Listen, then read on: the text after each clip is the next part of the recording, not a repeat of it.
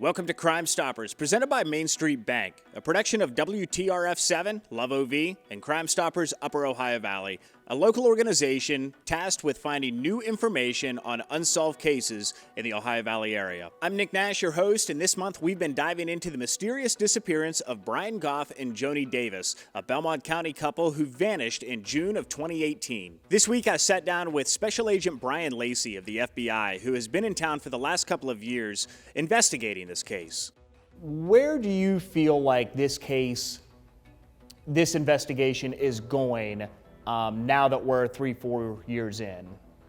At this point, I know we've went back and I've actually requested the assistance of our behavioral analysis unit, and we've had them take a look at some of our interviews that we've done and maybe give us some recommendations or suggestions of follow-up things. So we've conducted some follow-up interviews, and we're going to continue to do that to see if maybe there's some details we missed about maybe the life that Brian and Joni lived prior to their disappearance, leading up the years prior to that.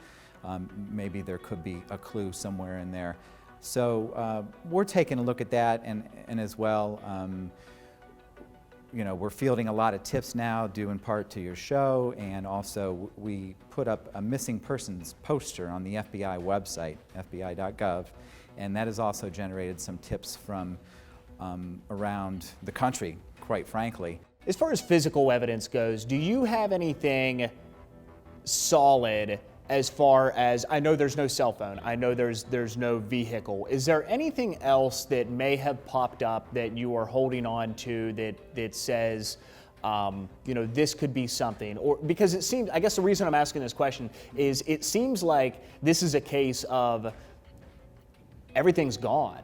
Everything that we're looking for is gone, and there's been no trace of that. Have you come across anything in your investigation?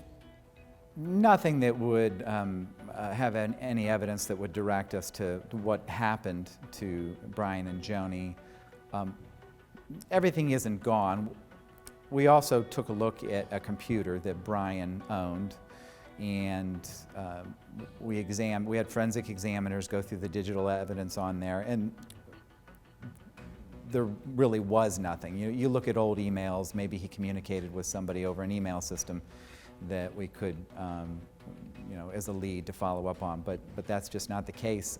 Brian and Joni didn't appear to be connected, let's say, they had internet service, but they weren't heavy users of internet, emails, or smartphones. They didn't even have a smartphone. So that's one area. Another area we did look into to try and gather some evidence, and just there was nothing there indicating what happened. What would you like to see happen in order to close this, to find some resolution to the story? What is it going to take to finally finish this up? Well, if we could find the car, if the car hasn't been destroyed, obviously that would be a huge find and point us in the right direction.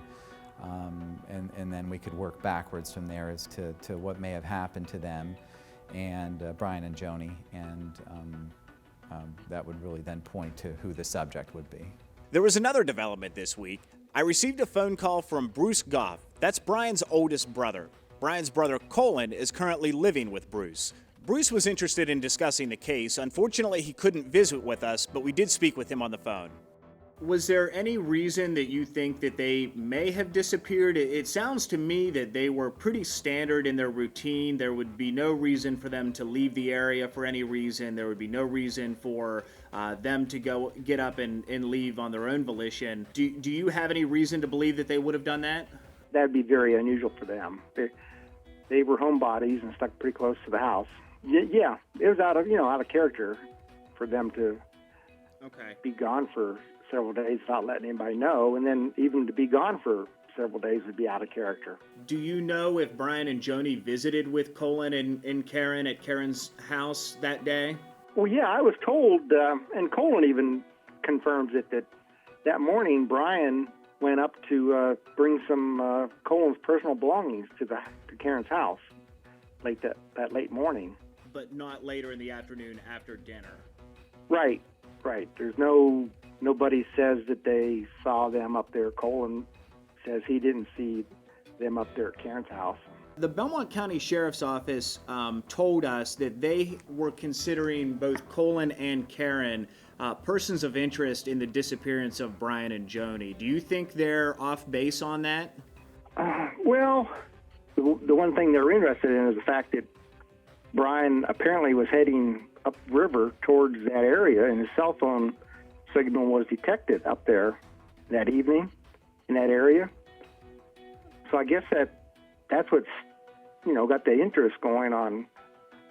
Did they see Brian up there that afternoon? Because his cell phone was certainly up there. But you don't believe that there's any reason to believe that Colin and Karen were involved directly in the disappearance?